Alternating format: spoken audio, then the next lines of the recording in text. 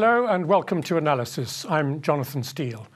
A region rich in gold and diamonds, yet torn apart by conflict and corruption, preventing those who live there from enjoying the wealth of their own region. That's the former French colony, the Central African Republic, today. Serious intercommunal violence has erupted there in recent days, and it goes back to the coup by Muslim militias who ousted the president in March this year.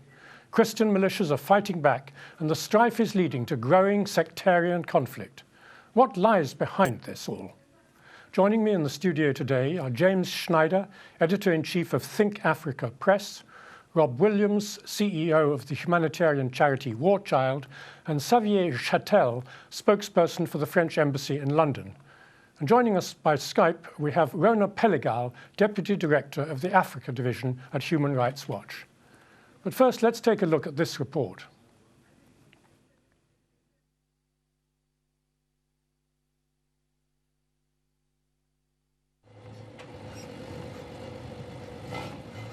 Almost a week after the French moved into the Central African Republic, the army patrols give an appearance of stability on streets that have not seen them for over a year.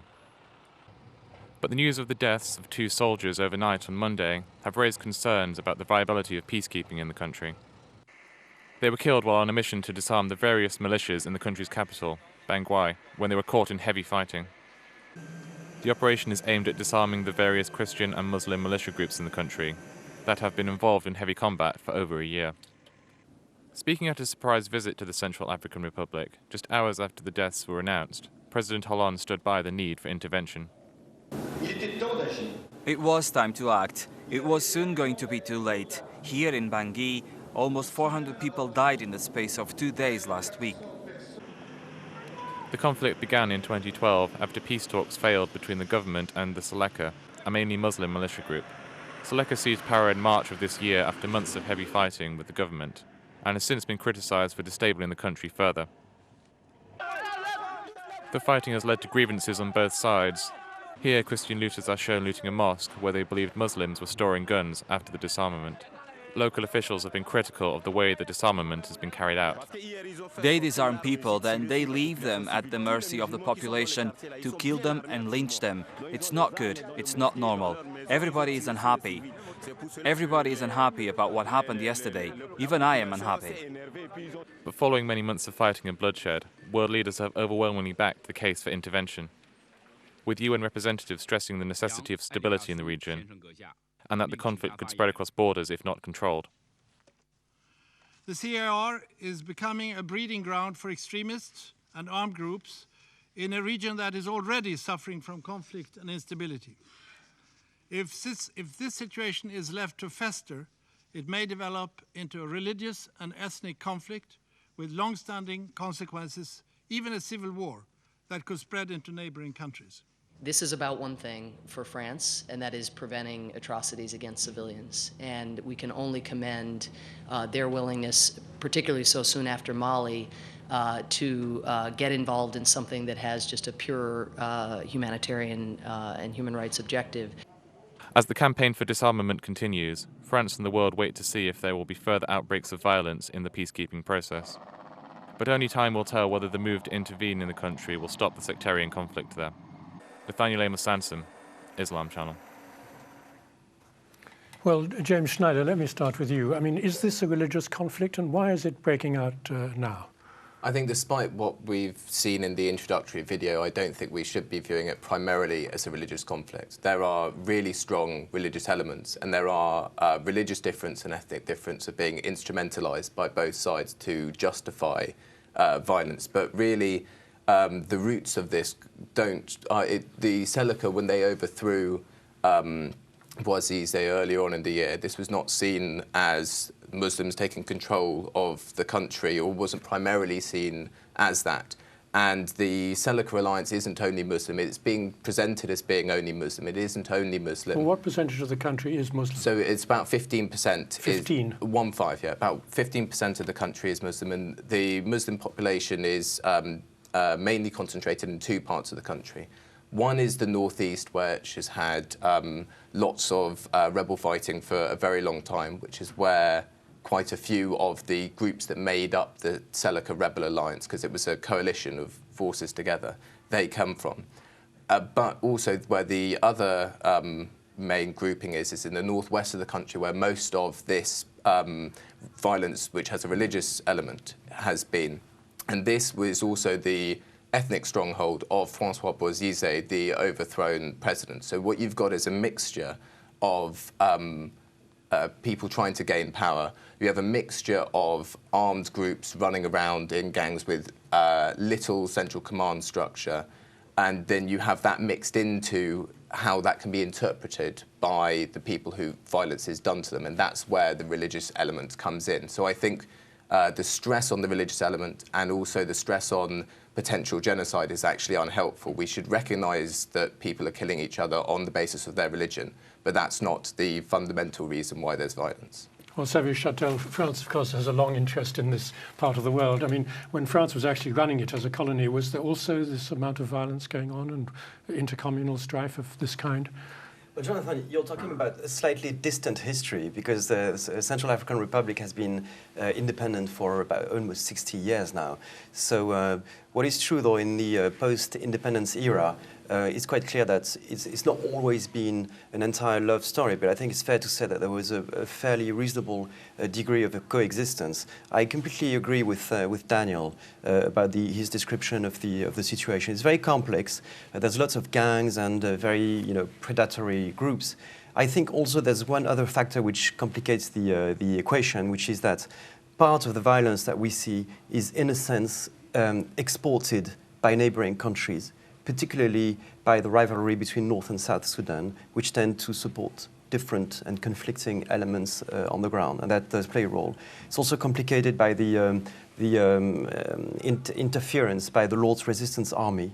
And we saw today there was a press release saying that 10 or 11 of its members surrendered somewhere in Central African Republic. So all this complicates an already fairly fraught and difficult situation. And you may know that France had in the past to intervene in particular to protect its citizens. We used to have a community of about 2,000 mostly in Bangui, obviously. Now it's only 500. And at the time, we had to station a contingent of about 600 troops, which were drawn down afterwards, just to protect our citizens and other foreign nationals and the access to the airport, because this is critical. Well, let me ask Rona, Peligal, are you there? Can you hear us? Yes, I am. Yes, I mean, we heard President François Hollande mentioning 400 people were killed in the last few days. I mean, is that much worse than it's been, or have there been massacres of this kind before? Well, recently, at least since March, there have been massacres throughout the country, and it's been very hard to document them because road conditions and security conditions are so perilous. But Human Rights Watch investigative teams have been trying to canvass the country since about May, and have looked at the massacres of hundreds of people. There are an estimated 450,000 people displaced from their homes because of the looting and pillaging of villages. And there are countless people who have died and are in need of humanitarian aid. So the killings that you saw in Bangui last week are just what the rest of the world has been able to see. The people who've been following Central African Republic closely know that the death toll is much, much higher and extends throughout the country. And Rob Williams from War Child, I mean, obviously it affects families and children particularly badly. I mean, there's the homeless as well as the people who've been killed. I mean, what are the figures now that you have about people who've actually had to flee? In the last 2 weeks, 533,000 are newly displaced, which is quite a shocking number. There are only 4.5 million people in the country. And around Bangui, 108,000 people are newly displaced. They will be at the airport, in churches, in previous shelters, in orphanages. A huge number of people who've had to leave everything and suddenly come into town. But it's important to know that this is not a new humanitarian crisis. War Child's been there for 2.5 years.